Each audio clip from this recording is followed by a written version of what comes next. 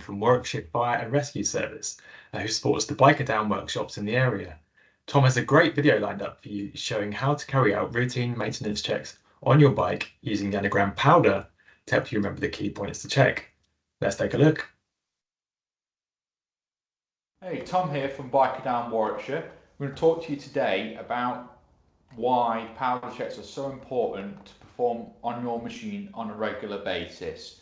But before we do any of that, it's good practice to thoroughly clean and decontaminate the bike first, and then when we're doing our powder checks, any defects or damage on the bike is a lot more visible and readily apparent.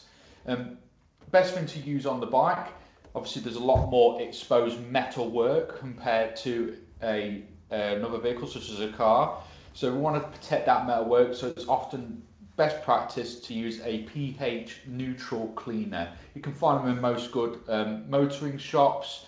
Motor Verde does one, and also Autoglym do one as well, so they are very easy to find.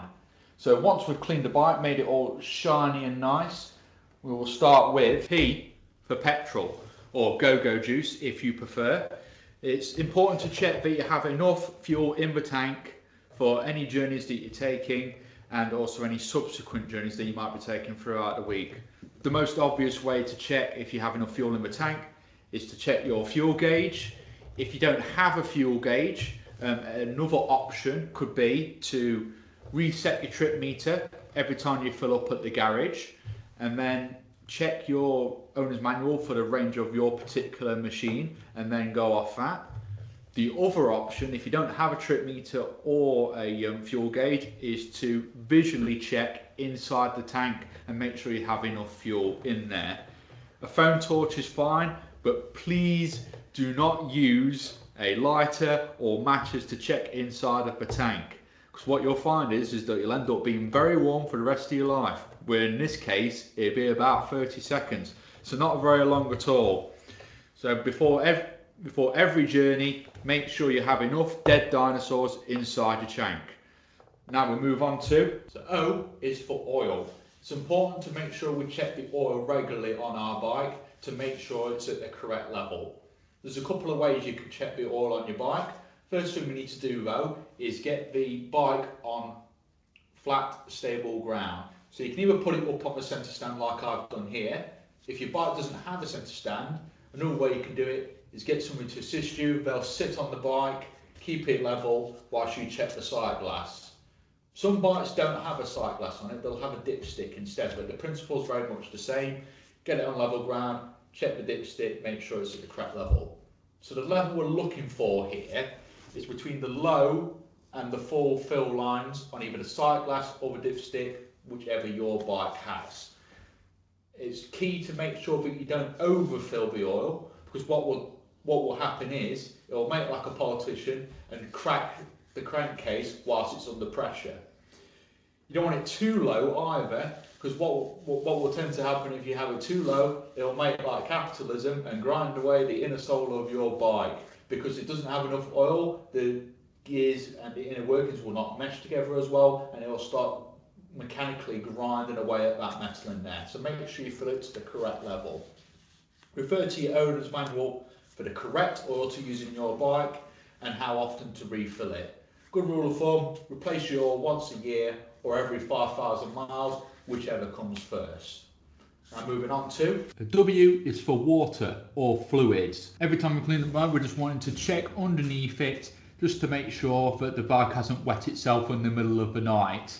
So fluids we might be looking for. The first one may be coolant.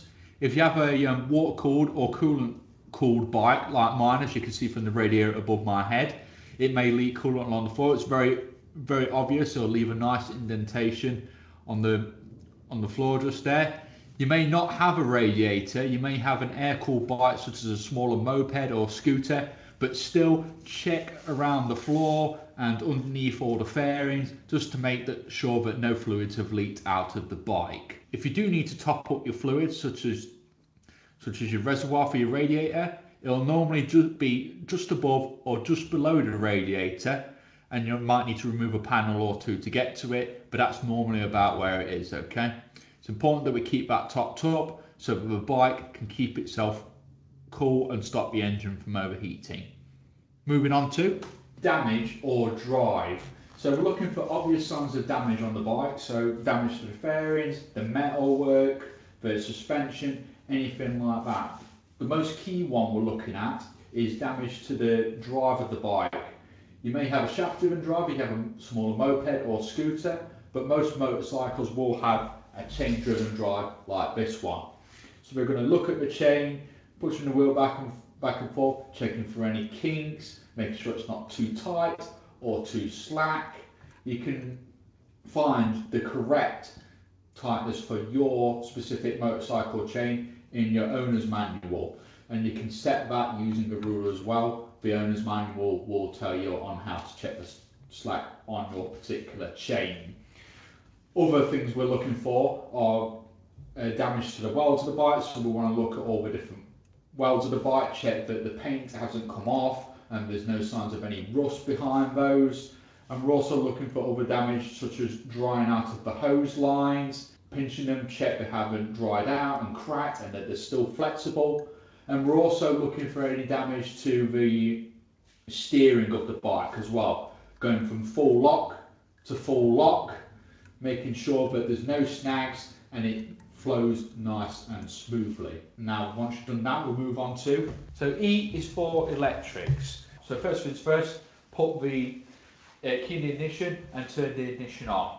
You notice on your dash that several warning lights will pop up. This is entirely normal for your machine. It's just going through its self-test cycle, and once you turn the bike on, those lights will go out. Once it's gone through its self-test, turn the bike on, engine oil light and engine check light should all go out. The ABS will still stay on until you're above 5 miles an hour or thereabouts for the type of bike that you have. This is all fairly normal. So whilst that's warming up, we're going to check the other electrics on the bike, such as the indicators, brake lights and headlights. So we'll check the back first. So we'll check the left indicator, right indicator, the hazards, brake light. Once we've done all that, we'll go to the front, check both indicators, the hazards, full beam, low beam, and then the passing light as well. So we'll leave the engine running so that it gets a chance to warm up. The idea behind this is that we want to check that the engine knows how warm it is. So depending on what type of bike you have, the radiator fan may not come on at all, but like I said, for my bike it takes a lot to get the radiator fan going, but we can still check if it knows how warm it is by checking the thermometer gauge on the dashboard itself. So either the thermometer will go up or the engine radiator fan will come on. Either one of those, the engine knows how warm it is. Once we've done all these checks, we then need to check that the engine shut-off switch works.